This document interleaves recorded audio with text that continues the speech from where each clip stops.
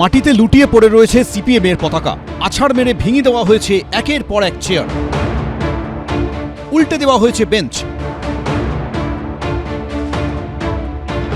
বিধানসভা ভোটে প্রার্থী পছন্দ না হওয়ায় এইভাবেই নিজেদের পার্টি অফিসে তাণ্ডব চালালো সিপিএম এর কর্মী সমর্থকরাই। ঘটনাস্থল নদিয়ার কালীগঞ্জ। সিপিএম এর প্রথম দফার প্রার্থী তালিকায় যেখানে প্রার্থী করা হয়েছে ভোট হিংসায় নিহত ছোট্ট তামান্নার মা সাবিনা ইয়াসমিনকে।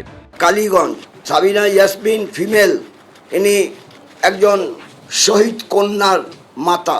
গত বছরের 23শে জুন কালীগঞ্জ উপনির্বাচনে জয়ী হয় তৃণমূল কংগ্রেস।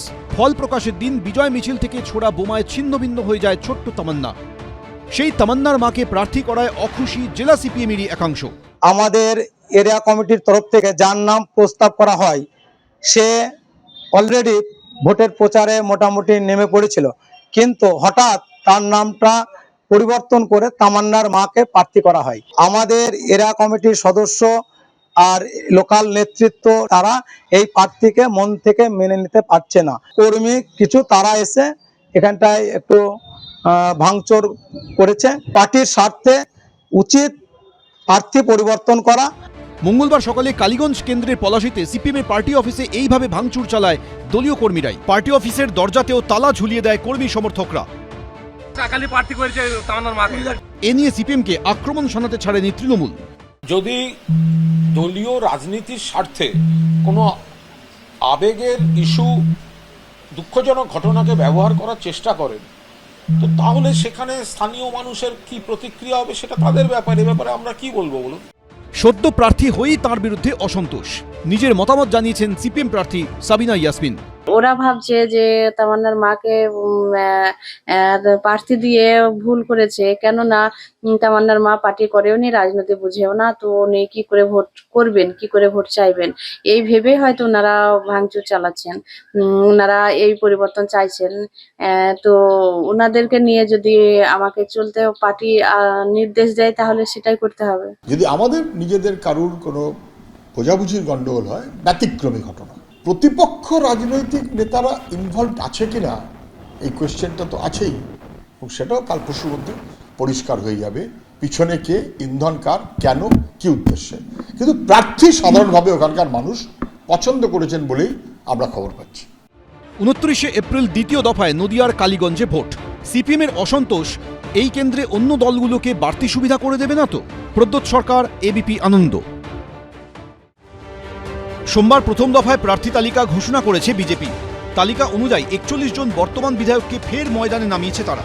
তালিকা প্রকাশ হতেই মঙ্গলবার থেকে ভোট যুদ্ধে নেমে পড়লেন পদ্ম প্রার্থীরা। জেলায় জেলায় প্রচারের প্রথম রাউন্ডে ঝড় তুলল বিজেপি শিবির। আসানসোল দক্ষিণে ফের অগ্নিমিত্রা পালের উপর ভরসা রেখেছে বিজেপি। নাম ঘোষণার পরের দিন প্রচারে নেমে পড়লেন অগ্নিমিত্রা পাল। রানীগঞ্জের বল্লভপুরে একাধিক এলাকায় ঘোরেন তিনি। কতটা আশাবাদী?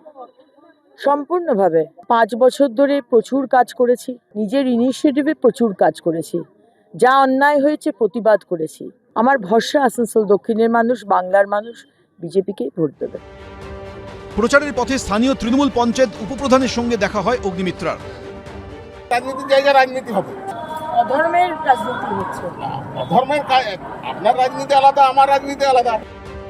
বাঁকুড়ার ওন্দা থেকে বর্তমান বিধায়ক অমরনাথ শাখার নাম ঘোষণা করেছে বিজেপি। মঙ্গলবার বিষ্ণুপুরে ছিন্নমস্তা মন্দিরে পুজো দিয়ে প্রচার শুরু করেন তিনি। ঢাক বাজিয়ে জমিয়ে প্রচার। সেই সঙ্গে ওন্দার নাকাইজুড়ি মোড়ে দেওয়াল লিখনও করেন তিনি। জিতার ব্যাপারে আমি আশাবাদী, কারণ মানুষের পাশে আমরা থাকি, মানুষের খবরাখবর নেই। রাজ্য সরকার তো আমাদের কাছে কোনো ধরনের বিডিও অফিসের মিটিংয়ে, ডিএম এর মিটিংয়ে, কোনো মিটিংই তো আমাদেরকে পার্টিসিপেট করতে দেয়নি। সোনামুখীতেও বিজেপি বিধায়ক দিবাকর ঘরামির ওপর ভরসা করেছে দল। সেই মতো মঙ্গলবার মন্দিরে পুজো দিয়ে প্রচারে লেগে পড়েন তিনি। এবার আমাদের টার্গেট হচ্ছে এখানে কন্টেস্ট হবার কোনো জায়গা নেই, এই ব্যবধানকে বাড়িয়ে ডবল করা। আমাদের এখানে বিজেপির সঙ্গে কোনো প্রতিযোগী নেই। এই সরকার অনেকদিন আগে মারা গেছে, মৃতদেহটা পড়ে আছে। এরা সবাই বুঝতে পেরেছে এদের বিদায় আসন্ন। দুর্গাপুর পূর্বে বিজেপির প্রার্থী হয়েছেন চন্দ্রশেখর বন্দ্যোপাধ্যায়। মঙ্গলবার সকালে বজরংবলী মন্দিরে পুজো দিয়ে জনসংযোগে বেরিয়ে পড়েন তিনিও। প্রচারের পথে তৃণমূল নেতা ও দুর্গাপুর পুরসভার প্রাক্তন মেয়র দিলীপ অগস্তির বাড়িতে যান তিনি। পশ্চিম মেদিনীপুরের ময়নাপাড়ায় প্রচার সারলেন বিজেপি প্রার্থী রমাপ্রসাদ গিরি। দক্ষিণ 24 পরগনার রায়দিঘিতে দেওয়াল লিখন করেন বিজেপি প্রার্থী পলাশ রানা। একইভাবে মালদার মানিকচকে দেওয়াল লিখন করেন বিজেপি প্রার্থী গৌরচন্দ্র মণ্ডল। মালদার শাহাপুর ও মুচিয়া এলাকায় ভোট প্রচারে বেরোন বিজেপি প্রার্থী গোপাল চন্দ্র সাহা। এত কিছু করার পর নিট রেজাল্ট কি? নিট রেজাল্ট তো হবে একটা বিজেপির ভয়ঙ্কর পরাজয়। তো ফলে তারা নেমেছেন, আমাদের প্রার্থীরাও নামবেন।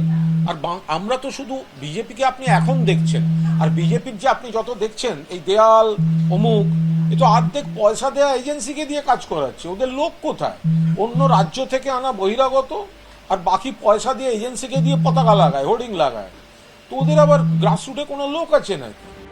প্রচার চলছে জোর কদমে, শেষমেশ কার মুখে হাসি ফোটে সেটাই দেখার। এবিপি আনন্দ। এবিপি আনন্দ, এগিয়ে থাকে, এগিয়ে রাখে।